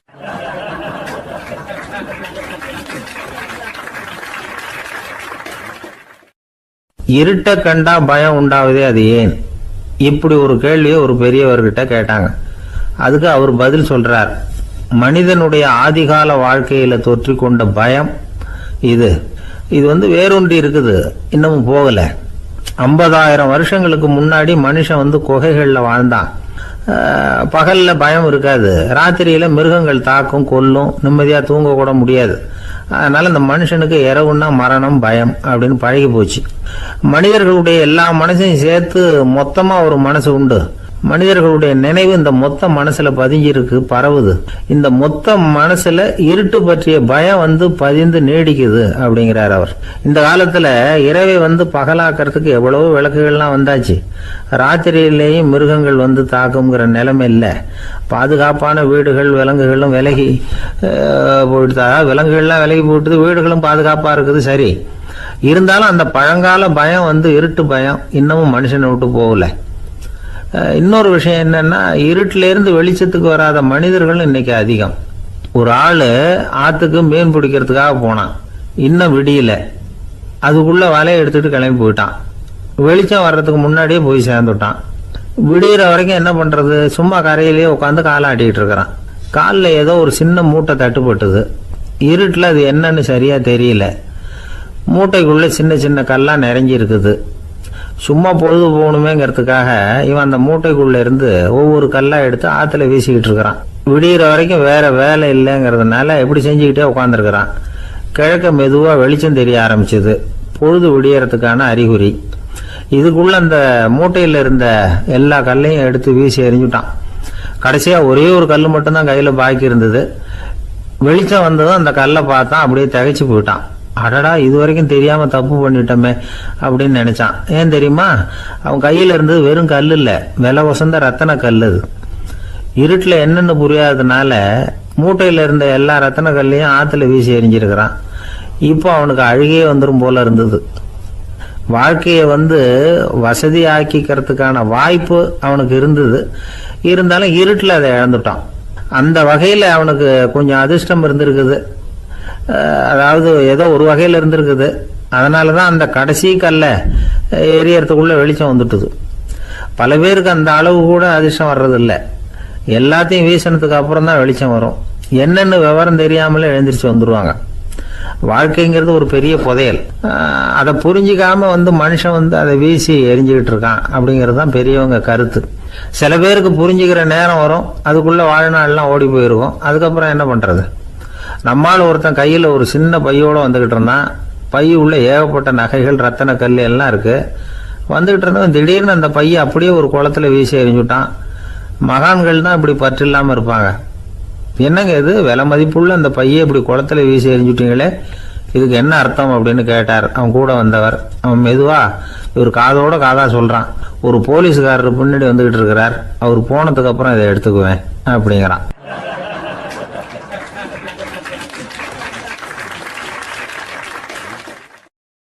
ஒரு நண்பர், அவர்கிட்ட பேசிக்கிட்டு இருந்தேன். மனித உறவுகள் பற்றி அவர் சொல்லிக்கிட்டு இருந்தார்.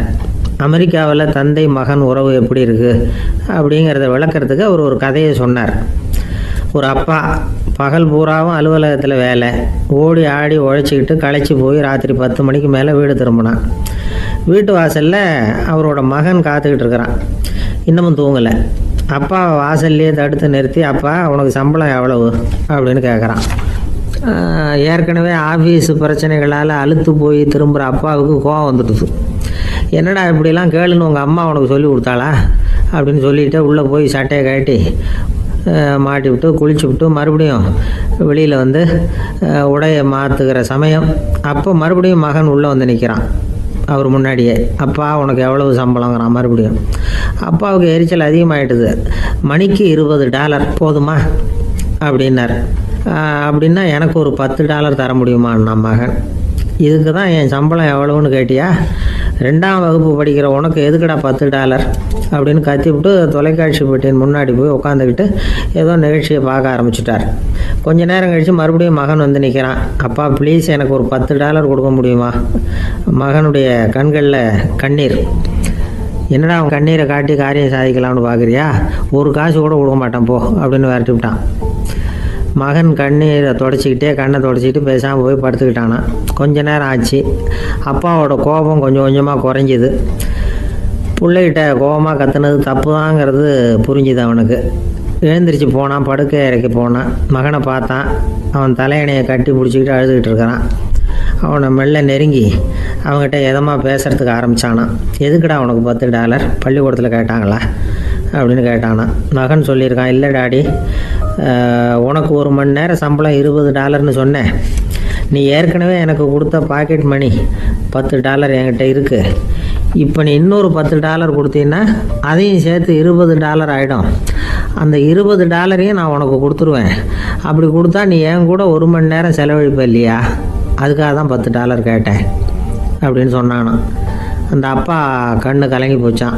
ஆதரவோடு தன்னுடைய மகனை கட்டி பிடிச்சி அழ ஆரம்பிச்சிட்டாராம். இதுதான் நண்பர் சொன்ன கதை. அமெரிக்கா மட்டும் இல்லை, உலகம் பூராவும் இன்றைக்கி மனித உறவுகள் இப்படி தான் மாறிட்டு இருக்கு. பெரியவர்கள் அறிவுரை என்ன தெரியுமா? உங்கள் குழந்தைகளிடமிருந்து குழந்தை பருவத்தை பிரித்து விடாதீர்கள் அப்படிங்கிறது தான். அதாவது இன்றைய குழந்தைகள் தங்கள் பிருந்தாவனத்தை இழந்து விடுகிறார்கள் அப்படிங்கிறது அவங்களுடைய கருத்து. இந்த நிலைக்கு நாம் காரணமாக இருந்துடக்கூடாது. குழந்தைகளோட விளையாடுவோம், குடும்பத்தோடு உறவாடுவோம் அப்படிங்கிறது தான் நம்முடைய நோக்கமாக இருக்கணும். இன்றைய உறவு முறைக்கு இன்னொரு உதாரணம் சொல்லுவாங்க. ஒருத்தர் வந்தாராம். அவர் பக்கத்தில் ஒரு சின்ன பையன் நாம் அவரை விசாரிக்கிறோம், யார் இந்த பையன் அப்படின்னா அவர் சொல்கிறார், இவன் எனக்கு தூரத்து உறவு அப்படின்னாரான். இந்த தூரத்து உறவுன்னா எப்படின்னு இருக்கான். இதுக்கு அவன் சொல்லியிருக்கிறான், இவன் எங்கள் அப்பாவுக்கு 8வது புள்ள அப்படின்னானான்.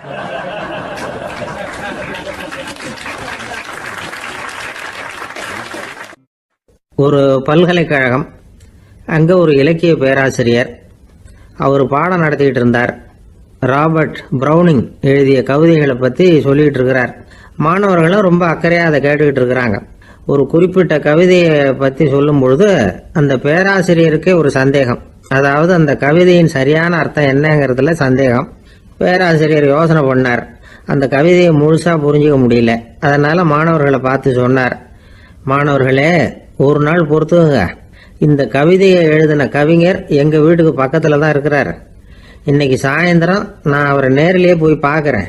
பார்த்து இதுக்கு என்னங்க அர்த்தம்னு கேட்டுட்டு வந்துடுறேன். அதுக்கப்புறம் உங்ககிட்ட சொல்கிறேன் அப்படின்னாராம்.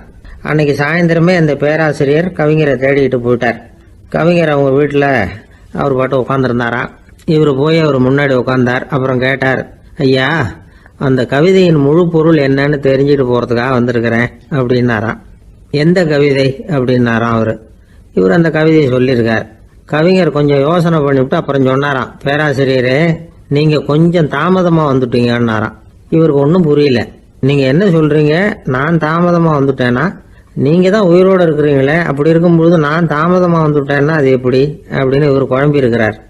இப்போ கவிஞர் சொன்னாராம், ஐயா, நான் உயிரோடு இருக்கிறேன்னா இல்லையாங்கிறது முக்கியம் இல்லை. நான் அந்த கவிதை வரிகளை எழுதினப்போ 2 பேருக்கு அதோட அர்த்தம் தெரிஞ்சிருந்தது. இப்போ ஒரே ஒருத்தருக்கு தான் அதோட அர்த்தம் தெரியும் அப்படின்னாராம். பேராசிரியர் யோசனை பண்ணியிருக்கார். அப்படின்னா அந்த ஒருத்தர் கவிஞர் ராபர்ட் ப்ரௌனிங்கை தவிர வேற யாரா இருக்க முடியும்?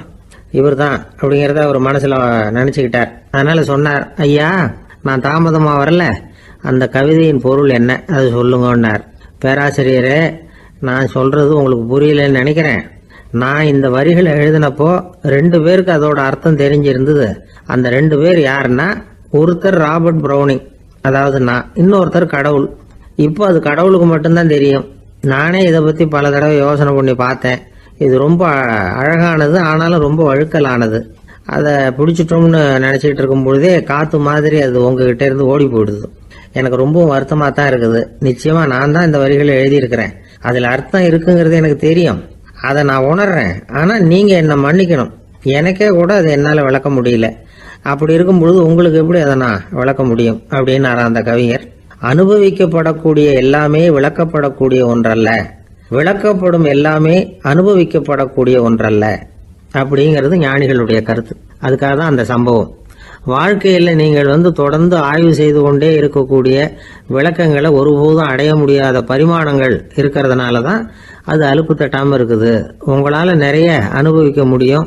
இருந்தாலும் நீங்கள் அனுபவித்து அறிந்த விஷயங்கள் கூட வார்த்தைகளால் விளக்கப்பட முடிவதில்லை அப்படிங்கிறது பெரியோர் சிந்தனை. இதெல்லாம் ஒரு பக்கம் இருக்கட்டும். நமக்கு தெரிஞ்ச பேராசிரியர் ஒருத்தர் 1 மணி நேரம் ரொம்ப விவரமாக வகுப்பு எடுத்தார். கடைசியாக சொன்னார், மாணவர்களே, ரொம்பவும் எளிமையாக விளக்கமாக எல்லா விவரமும் சொல்லியிருக்கிறேன். அதனால் இதில் உங்களுக்கு சந்தேகம் வர்றதுக்கு வாய்ப்பே இல்லை. இருந்தாலும் கேட்க வேண்டிய கடமை கேட்குறேன். இது வரைக்கும் நடத்தினதில் யாருக்காவது ஏதாவது சந்தேகம் உண்டா அப்படின்னு கேட்டாராம். எனக்கு ஒரே ஒரு சந்தேகம்தான் சார் அப்படின்னு எழுந்திரிச்சு நிற்கிறான் ஒருத்தன். என்னன்னு கேட்டாராம். இது வரைக்கும் நீங்கள் என்ன பாடம் சார் நடத்துனீங்க அப்படின்னானா அவன். என்னுடைய நண்பர் ஒருத்தர், அவருக்கு ஜாதகத்தில் நம்பிக்கை உண்டு. அவரே ஜோசியம்லாம் பார்ப்பார். என்ன சார் இந்த காலத்தில் இதையெல்லாம் நம்பிக்கிட்டு இருக்கீங்களே அப்படின்னு கேட்டா, உங்களுக்கு ஒன்றும் தெரியாது சார். இந்த உலகத்தில் ஒவ்வொருத்தரும் அவங்கவங்க செய்கிற நல்லது கெட்டதுக்கு தகுந்த பலனை அனுபவிச்சே தீரணும் பார். அது மட்டும் இல்லை, ஒருத்தன் செத்துட்டா கூட அவன் செஞ்ச பாவ புண்ணியங்கள் கூடவே போய்கிட்டு இருக்கோம் பார். அது எப்படி கூட போவோம் அப்படின்னு குதர்க்கமாக கேட்டா, அதுக்கு அவர் ஒரு கதை சொன்னார். அது ரொம்ப சுவாரஸ்யமாக இருந்தது. அது என்ன கதைன்னா, ஒரு ஊரில் ஒருத்தர் இருந்தாராம். அவர் ஜோசியம் பார்க்குறதுல ரொம்ப கெட்டிக்காரரான். ஒருத்தருடைய தலைமுடியை மட்டும் அவர்கிட்ட காட்டினா போதும், அதை மட்டும் பார்த்துட்டு அவருடைய ஜாதகத்தையே அலசி விடுவாராம். அப்பேற்பட்ட திறமை. அந்த ஆள் ஒரு சமயம் கன்னியாகுமரி கடற்கரைக்கு போயிருந்திருக்கார். அங்கே கரை ஓரமாக ஒரு மண்டை ஓடு கிடந்திருக்கு. அதை எடுத்து பார்த்துருக்கார். அந்த மண்டை ஓட்டை வச்சுக்கிட்டு அதோட ஜாதகத்தை அலசியிருக்கார். இந்த மண்டை ஓட்டுக்கு உரிய ஆசாமி வாழ்க்கையில் ரொம்ப கஷ்டப்பட்டிருக்கணும், நிறைய கஷ்டத்தை அனுபவிச்சிருக்கணும். அது தாங்க முடியாம தான் கடல்ல விழுந்து தற்கொலை பண்ணிட்டு இருக்கான் அப்படிங்கிறத அவர் கணிச்சுட்டார். இருந்தாலும் இந்த மண்டை ஓடு இன்னமும் அனுபவிக்க வேண்டியது பாக்கி இருக்கு அப்படிங்கிறத அவர் உணர்ந்தாராம். அது சரி, ஒருத்தன் உயிரோடு இருக்கிற வரைக்கும் நல்லது கெட்டதை அனுபவிக்க முடியும், செத்ததுக்கு அப்புறமும் பாக்கி இருக்குன்னா அதை எப்படி அனுபவிக்கிறது? இந்த மண்டை ஓட்டுக்கு இன்னும் கொஞ்சம் பாக்கி இருக்குங்கிறது அவருக்கு புரிஞ்சதே தவிர அதோட அர்த்தம் என்னங்கிறது சரியா விளங்கலை. சரி, இதை இன்னும் கொஞ்சம் விவரமா ஆராய்ச்சி பண்ணுவோம் அப்படின்னு நினைச்சுக்கிட்டு அதை தன்னுடைய வீட்டுக்கு எடுத்துட்டு போயிட்டார். அந்த மண்டை ஓட்டை ஒரு பெட்டியில வச்சு பூட்டினார். தன்னுடைய தனி அறையில அதை பத்திரமா வச்சுக்கிட்டார். தினமும் ராத்திரி ஆனதும் தன்னுடைய மனைவியை பார்த்து, நீ போய் பூஜை அறையில தனியா படுத்துக்க அப்படின்னு சொல்லிவிட்டு தினம் ராத்திரி 12 மணிக்கு பெட்டியை திறந்து அவர் பார்ப்பார். மண்டை ஓடு அப்படியே இருந்தது தவிர இன்னும் கொஞ்சம் பாக்கி இருக்குங்கிறதுக்கு அர்த்தம் அவருக்கு விளங்கலை. அந்த மண்டை ஓட்டுக்கு இன்னும் என்ன பாக்கி இருக்க போகுது? எப்படியோ ஒரு 10 நாள் போச்சு. அந்த வீட்டம்மாவுக்கு சந்தேகம் வந்துட்டுது. நம்ம வீட்டுக்காரரு நம்மளை தனியா ஏன் தூங்க சொல்றார் அப்படிங்கிற சந்தேகம். உடனே பக்கத்து வீட்டு அம்மா கிட்ட விஷயத்த சொல்லியிருக்கிறாங்க. அந்த அம்மா உடனே, நீ கவலைப்படாத, நான் கண்டுபிடிச்சி சொல்றேன் அப்படின்னு சொல்லிவிட்டாங்களாம். அன்னைக்கு ராத்திரியே ஜன்னல் வழியா எட்டி பார்த்துருக்குறாங்க. இந்த ஆள் மண்டை ஓட்டை கையில வச்சுக்கிட்டு அது திருப்பி திருப்பி பார்த்துக்கிட்டு இருக்கிறான். அதை பார்த்துட்டாங்க. மறுநாள் காலையில அவரோட மனைவியை பார்த்தாங்க. ஏம்மா, உன் வீட்டுக்காரருக்கு நீ முதல் மனைவியா 2வது மனைவியா அப்படின்னு கேட்டாங்களாம். எனக்கு தெரிஞ்ச வரைக்கும் நான் ஒருத்தி தான் அவருடைய மனைவி அப்படின்னாங்களாம் அவங்க. அப்படி இல்லை, நீ அவருக்கு 2வது மனைவி. முதல் மனைவியின் மண்டை ஓட்டை தான் அவர் தினமும் ராத்திரியில் எடுத்து பார்த்துக்கிட்டு இருக்கிறார் அப்படின்னாங்க அடுத்த வீட்டு அம்மா.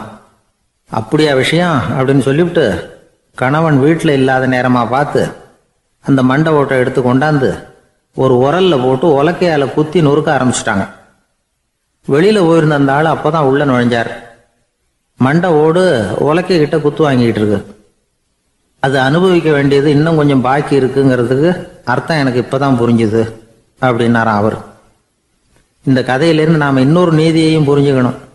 அதாவது நம்ம வீட்டை பத்தி நமக்கு புரியாததெல்லாம் அடுத்த வீட்டுக்கு.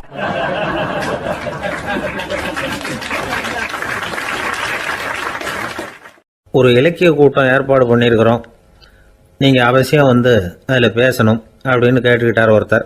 வேணாங்க, 4 பேருக்கு முன்னாடி வந்து நிற்கிறதுனா எனக்கு ரொம்ப கூச்சமாக இருக்கும் அப்படின்னாரு இவர். ஏன் சார் இன்னமும் குழந்த மாதிரி கூச்சப்படுறீங்களே அப்படின்னார் அவர் ஒரு மாதிரியாக சமாளித்து அனுப்பி வச்சுட்டு அதுக்கப்புறம் அதை பற்றி இவர் யோசித்து பார்த்துருக்கார். சில நிபுணர்கள் எழுதியிருக்கிறத படித்தும் பார்த்துருக்கிறார். மனோதத்துவ நிபுணர்கள் என்ன சொல்கிறாங்க தெரியுமா? 10லேருந்து 20% குழந்தைகள் பிறக்கிறப்பவே கூச்ச சுபாவம் கொண்டதாக தான் இருக்குதான். ஒரு தாத்தா தன்னோட பேர பிள்ளைய ஆசையாக கூப்பிடுறார் விளையாட்டு காட்ட, அதை அழுதுகிட்டு ஓடி போகுது. ஒரு அம்மா தன்னோட பிள்ளைய பள்ளிக்கூடத்தில் சேர்க்கறதுக்காக கூப்பிட்டுக்கிட்டு போகிறாங்க. அந்த புள்ள அம்மாவோட முந்தானையில் ஒளிஞ்சிக்கிட்டு வெளில வரமாட்டேங்குது. இவங்களெல்லாம் எப்படி சமாளிக்கிறது? குழந்தைகளோட கூச்ச சுபாவத்தை போக்குறது எப்படி? இதுக்கு நிபுணர்கள் சில யோசனைகளை சொல்லியிருக்கிறாங்க. மற்றவங்களுக்கு முன்னாடி என் பையனுக்கு கூச்சம் ரொம்ப அதிகம் சார், மற்றவங்க பார்த்தா ரொம்ப வெக்கப்படுறான், இப்படி சொல்கிற அப்பாக்கள் உண்டு. என் பையன் புது மனுஷால பார்த்தா அட்டையாக ஒட்டிக்குவான் சார் அப்படின்னு சொல்கிற அப்பாக்களும் உண்டு. இப்படிலாம் குழந்தைகளுக்கு வந்து முத்திரை குத்துறது ரொம்ப தப்பான். புதுசாக யாராவது வீட்டுக்கு வந்தால் குழந்தை தானாக தன்னோட கூச்சத்தையும் பயத்தையும் போக்கிக்கிட்டு சகஜமாக மாறி வர்றதுக்கு வாய்ப்பு கொடுக்கணுமா. ஒரு கூட்டத்துக்கோ அல்லது சொந்தக்காரங்க கல்யாணத்துக்கோ குழந்தைய அழைச்சிட்டு போகிறீங்க, அங்கே போய் கட்டாயப்படுத்தி குழந்தைய மற்றவங்க கிட்ட பேச சொல்லக்கூடாது. சில சமயம் குழந்தை தானாக தன்னுடைய கூச்ச சுபாவத்தை விட்டு பேசுறதுக்கு முன் வந்தால் அதை பாராட்டணும். குழந்தை கலகலப்பு இல்லாமல் மௌனமாக இருந்ததுன்னா அதையும் கண்டுக்கக்கூடாது. குழந்தை பேச ஆரம்பித்தா அதை ஆர்வத்தோடு கவனிக்க தெரியணும். கலந்து உரையாடுற பழக்கத்தை வீட்லேயே ஆரம்பிக்கலாம். கேட்டதுக்கு பதில் சொல் அப்படின்னு நீங்கள் அதிகாரம் பண்ணிகிட்டு இருக்கக்கூடாது. அது வந்து குழந்தைக்கு பேசுகிற சந்தர்ப்பத்தை குறைச்சிருமா. இப்போ நாம் அதிகாரம் பண்ணால் கேலி செய்கிற பழக்கம் குழந்தைகளை வந்து ரொம்ப பாதிச்சிருமா. பெரியவங்களானதுக்கு அப்புறமும் சில பேர் கூச்சத்தோடவும் பயத்தோடவும் இருக்கிறதுக்கு இதுதான் காரணம். சின்ன வயசில் அவங்கெல்லாம் ஏதாவது கேலிக்கு ஆளாகி இருப்பாங்க. 2வது குழந்தை மூத்த குழந்தைய வந்து கேலிக்கு ஆளாகிற சந்தர்ப்பங்களை கண்டு கேலி பண்ணினா அது இளம் நெஞ்சங்களை விட்டு நீங்கிறதே இல்லையா. எப்பவும் குழந்தையோட நடை உடை பாவனைகளை பற்றி சொல்லிக்கிட்டே இருக்கக்கூடாதான். அதுவே கூச்ச சுபாவத்தை கொண்டுட்டு வந்துடுமா. அப்பா எங்கேன்னு யாராவது கேட்டால் இது மாதிரி இன்ன காரியத்துக்காக வெளியில் போயிருக்கார், இத்தனை மணிக்கு திரும்பி வருவார் அப்படின்னு சொல்கிற அளவுக்கு குழந்தைகளை பழக்கப்படுத்தி வைக்கணும். ஃபோன்லேயே யாராவது விசாரித்தா கூட இது மாதிரி பதில் சொல்லு அப்படின்னு சொல்லணும். சின்ன சின்ன மீட்டிங்கில் 4 வாரத்தை பேச தயார் பண்ணலாம். ஒரு கடையிலையோ அல்லது ஹோட்டல்லையோ ஏதாவது விவரம் கேட்கணும்னா உங்கள் குழந்தைய தைரியமாக அனுப்புங்க. குழந்தைகள் பணிவாகவும் பொறுமையாகவும் விவரம் கேட்குறப்போ கூச்ச சுபாவம் தானாக போயிடும். சின்ன வயசுலேயே இப்படிலாம் பழக்கப்படுத்தினா தான் வருங்காலத்தில் தைரியமாக இந்த சமுதாயத்தில் வாழ முடியும். இல்லைன்னா 60 வயசுலேயும் அடுப்பங்கரையை விட்டு வெளில வர்றதுக்கு கூச்சப்பட்டுக்கிட்டு தான் இருக்க வேண்டியிருக்கும். இந்த காலத்து பிள்ளைங்க எவ்வளவோ பரவாயில்ல, எதுக்கும் தயங்குறதில்ல, கூச்சப்படுறதில்ல. ஒரு அம்மா அடுப்பங்கரையிலேருந்து சத்தம் போட்டாங்க, டேய் ராமு, தயவு பண்ணி அந்த டிவியை நிறுத்துறா, அந்த பெண்ணோட குரல் மகா மோசம், அடுப்பங்கரையில் இருக்கிற என்னாலேயே அதை சகிச்சிக்க முடியல அப்படின்னாங்களாம். உடனே பையன் கொஞ்சம் கூட தயங்காமல் பதில் சொல்கிறான், அம்மா இந்த குரல் டிவியிலேருந்து வரல, எதிர்த்த விட்டு மாமி தான் இங்கே வந்திருக்கிறாங்க, அவங்க தான் இப்போ என்னோட பேசிக்கிட்டு இருக்கிறாங்க அப்படின்னு நான்.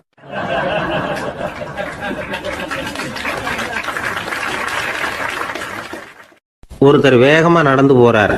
கடத்தெருவில் ஒரு ஸ்வீட்டு கடையை பார்க்குறார். உடனே சடன் பிரேக் போட்டது மாதிரி நிற்கிறார். ஒரு ஸ்வீட் வாங்கி சாப்பிட்லாமேன்னு மனசு சொல்லுது.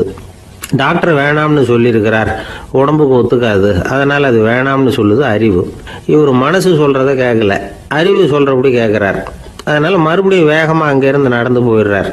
அவர் நல்ல மனுஷனுக்கு அறிவும் இருக்குது, உணர்ச்சியும் இருக்குது. எதுக்கு எடுத்தாலும் உணர்ச்சி வசப்பட்டுக்கிட்டு இருக்கக்கூடாது, அறிவு வசத்தில் நாம் இருக்கணும். அப்போ தான் நாம் நல்லபடியாக வாழ முடியும். இல்லைன்னா அவஸ்தை தான். மகாபாரதத்தில் சந்தனுன்னு சொல்லி ஒரு அரசன் வர்றான். அவன் ஒரு சமயம் அறிவு வசப்படாமல் உணர்ச்சி வசப்படுறான். அதாவது ஒரு நாள் கங்கை கரையில் ஒரு அழகான பொண்ணை பார்க்குறான். இவனுடைய மனசு அவகிட்ட போயிடுது.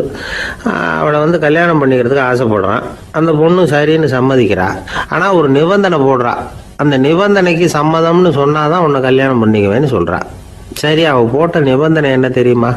இது மாதிரி நான் உங்க மனசு புண்படுற மாதிரி எந்த காரியம் பண்ணாலும் நீங்க என்ன ஏன்னு கேட்கக்கூடாது, நான் செய்யற காரியத்தை தடுக்கவும் கூடாது. அப்படி நீங்க செஞ்சா அடுத்த கணமே நான் உங்களை பிரிஞ்சு போயிடுவேன். இதுதான் அந்த பொண்ணு போட்ட நிபந்தனை. சந்தன அரசன் இந்த நிபந்தனையை ஒத்துக்கலாமா? இதை அறிவுபூர்வமாக யோசிச்சிருந்தா இதுக்கு கட்டுப்பட்டுருக்க மாட்டான். இந்த நிபந்தனைக்கு நான் சம்மதிக்க மாட்டேன்னு தான் சொல்லியிருக்கணும். ஆனால் அவன் அந்த நேரத்தில் உணர்ச்சி வசத்தில் இருந்தான். அதனால் நீ என்ன சொன்னாலும் சரின்னு ஒத்துக்கிட்டான். அவள் கல்யாணம் பண்ணிக்கிட்டான். இதனால் என்ன ஆச்சு? 7 பச்சை இளம் குழந்தைகளை பிறந்த உடனே அவள் கங்கையில் தூக்கி எறிஞ்சி கொல்லக்கூடிய கோர காட்சியை இவன் ஒன்று பின்னாடி ஒன்றா பார்க்க வேண்டியதாக போச்சு. கடைசியில் 8வது குழந்தை பிறந்ததுன்னு தான் அவனுடைய அறிவு மேலோங்குது. அந்த கொடிய செயலை தடுத்து நிறுத்துறான். அந்த 8வது குழந்தை தான் பின்னாடி பீஷ்மர் ஆகிறார். ஒரு பக்தி பிரசங்கத்தில் ஒரு பேச்சாளர் இந்த விஷயத்தை சொல்லிவிட்டு இன்னொரு விஷயமும் சொன்னார். அது என்னன்னா, சந்தனு மன்னன் அறிவுக்கும் உணர்ச்சிக்கும் நடுவில் அகப்பட்டு தவிச்சதுனால அவன் வம்சத்தில் வந்த கௌரவர்கள் உணர்ச்சி வசப்பட்டாங்க, பாண்டவர்கள் அறிவு வசப்பட்டாங்க அப்படின்னு சொன்னார். மனுஷனுக்கு உணர்ச்சியை விட அறிவு மேலோங்கி இருக்கணுங்கிறது சரிதான். ஆனால் அந்த அறிவை எப்படி உபயோகப்படுத்துகிறோங்கிறது முக்கியம். ஒருத்தர் சொன்னார், சார் இன்னைக்கு கோயம்புத்தூரில் ஒரு கல்யாணம், அதுக்கு நான் போக முடியலேன்னு நினைக்கும் பொழுது மனசுக்கு ரொம்ப வருத்தமாக இருக்குது சார் அப்படின்னார். ரொம்ப உணர்ச்சி வசப்பட்டார். அதுக்காக கவலைப்படாதீங்க சார், ஒரு வாழ்த்து தந்தி கொடுத்துருங்களேன் அப்படின்னார் இன்னொருத்தர். அது எப்படி சார் முடியும்னார் அவர். நான் தானே சார் கல்யாண மாப்பிள்ளை அப்படிங்கிறார் அந்த ஆள்.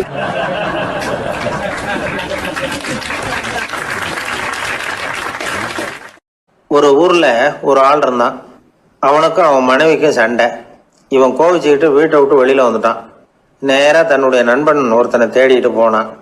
அந்த நண்பன் எப்படின்னா, எதுக்கும் அசர மாட்டான், எப்பவும் மகிழ்ச்சியாக இருப்பான். அவங்ககிட்ட போய் இவன் யோசனை கேட்டான். அது சரி, நீ எப்படி எப்பவும் மகிழ்ச்சியாக இருக்கிற, என்னால் அப்படி இருக்க முடியலையே அப்படின்னு கேட்டான். என்ன நடந்தது சொல்லுன்னா அவன், வீட்டில் எனக்கும் என் மனைவிக்கும் தகராறு, நிம்மதி இல்லை, அதுதான் இங்கே வந்தேன், உங்ககிட்ட யோசனை கேட்கலாமேன்னு அப்படின்னு விவரத்தை சொன்னான். அதை கேட்டுட்டு அதுக்கப்புறமா இவன் சொன்னான், இந்த பாருப்பா, இது ஒன்றும் பெரிய விஷயம் இல்லை, எனக்கு 2 மனைவிகள், 2 வீடு. ஒரு வீட்டில் சண்டை வந்துட்டுதுன்னா நேராக இன்னொரு வீட்டுக்கு வந்துடுவேன், இங்கே சண்டை வந்துட்டுதுன்னா நேராக அங்கே போயிடுவேன். 2 குடும்பம் இருக்கிறதுனால இப்படி ஒரு வசதி, இதுதான் என்னுடைய மகிழ்ச்சியின் ரகசியம் அப்படின்னு நானா. ஓ அப்படியா விஷயம், இப்போ புரிஞ்சுக்கிட்டேன், உன்னுடைய யோசனைக்கு ரொம்ப நன்றி அப்படின்னு சொல்லிவிட்டு அவன் திரும்பி வந்துட்டான். அங்கே எங்கே தேடினான். ஒரு வாரத்துக்குள்ள இன்னொரு பொண்ணை தேடி கண்டுபிடிச்சி கல்யாணம் பண்ணிட்டான். இப்போ இவனுக்கும் 2 வீடு ஆயிட்டுது. அதுக்கப்புறம் என்னாச்சு தெரியுமா, இவன் 2வதா கல்யாணம் பண்ணிக்கிட்டு வந்தானே, இந்த செய்தி முதல் மனைவிக்கு தெரிஞ்சு போச்சு. போனான், அது கழுத்தை பிடிச்சி வெளில தள்ளி விட்டு கதவை சாத்தி விட்டுது. இனிமேல் இந்த பக்கம் வராத, எனக்கு தெரியாமல் எப்படி நீ இன்னொரு கல்யாணம் பண்ண அப்படின்னு சொல்லி அடித்து விரட்டி விட்டுது. இவன் அதனால் என்ன பரவாயில்லன்னு 2வது மனைவி வீட்டுக்கு போனான். அங்கே பார்த்து, நீ எனக்கு கல்யாணம் பண்ணுறதுக்கு முன்னாடி ஏற்கனவே உனக்கு கல்யாணம் ஆச்சுங்கிற விஷயத்த ஏன் என்கிட்ட சொல்லலை அப்படின்னு சொல்லி அதுவும் கழுத்தை பிடிச்சி வெளில தள்ளி விட்டுது. இவன் வீதிக்கு வந்துட்டான். இங்கேயும் போக முடியல, அங்கேயும் போக முடியல. என்ன இது, அவன் சொல்லி கொடுத்த யோசனை ஒன்றும் சரியாக வரலையே அப்படின்னு யோசனை பண்ணிக்கிட்டே நடந்தான். வழியில் ஒரு பாழடைஞ்ச மண்டபம். சரி, இன்னைக்கு ராத்திரி இங்கேயே படுத்துருவோம், வேற எங்கேயும் போய் படுத்து தூங்க முடியாது, அதான் 2 பேரும் விரட்டி விட்டாங்களே, என்ன பண்ணுறது அப்படின்னு சொல்லி அந்த மண்டபத்தில் போய் ஒரு தூணில் ஓரமாக சாஞ்சி உக்காந்தான். அப்போ எதுத்தாப்புல இன்னொரு தூண் ஓரமாக யாரோ அசைகிறது மாதிரி தெரிஞ்சுது, லேசான இருட்டில். யாரப்பா அது அப்படின்னு கிட்ட போய் பார்க்குறான். அப்புறம் தான் தெரியுது, அவன் யார் தெரியுமா, இவனுக்கு யோசனை சொன்னான்ல 2 கல்யாணம் பண்ணிக்கணும்னு சொல்லி, அவன் அங்கே படுத்து கிடக்குறான். டேய் நீ எப்படிறா இங்கே வந்த அப்படின்னா, 2 வீட்லேயும் சண்டை வந்துட்டுது, அதுதான் இங்கே வந்தேன் படுத்து தூங்கலாமேன்னு அப்படின்னா. 2 வீடு இருக்கிறது சௌரியம்னு என்கிட்ட சொன்னியப்பா அப்படின்னா இவன். நான் அப்படி சொன்னதுக்கு ஒரு காரணம் உண்டுன்னா அவன். என்னடா காரணம்னு கேட்டான். அது வேற ஒன்றும் இல்லை, தினமும் ராத்திரி இல்லை இந்த மண்டபத்தில் தனியாக படுக்கிறதுக்கு எனக்கு பயமாக இருந்தது, எனக்கு ஒரு துணை தேவைப்பட்டது, அதுக்காக தான் உங்ககிட்ட அப்படி ஒரு யோசனை சொன்னேன். இப்போ நீ வந்ததுனால எனக்கு துணை கிடைச்சிட்டுது. இப்போ நம்ம 2 பேரும் துணையாக இங்கே படுத்துக்கலாம், நீ அந்த தூணில் சாஞ்சிக்கோ, நான் இந்த தூணில் சாஞ்சிக்கிறேன் அப்படின்னு சொல்லி படுத்து தூங்க ஆரம்பிச்சிட்டானோ. அதாவது நம்ம வாழ்க்கையில் முடிவுகள் எடுக்கிற விஷயத்தில் இந்த ஆள் மாதிரி தான் பல பேர் நடந்துக்கிறோம் அப்படிங்கிறார். அதாவது உலக புகழ்பெற்ற மனோதத்துவ மேதை ஸ்காட் பெக் அப்படிங்கிறவர். அதாவது வீட்டுக்கு தேவையான பொருள்கள் வாங்குறதுலேருந்து கல்யாணம் பண்ணுறது, வீடு கட்டுறது வரைக்கும் அடுத்தவங்க பேச்சை கேட்டு வீணா போகிறவங்க தான் அதிகம். அறிவுரை கேட்கறதுல தப்பு இல்லை, ஆனால் அதுக்கப்புறம் அதை பற்றி சரியாக சிந்திச்சு பார்க்கறது இல்லை, அதுதான் தப்பு. சில பேர் அறிவுரை சொல்றதுலேயே ரொம்ப தெளிவாக இருப்பாங்க. ஏன் சார் 2 சம்சாரம்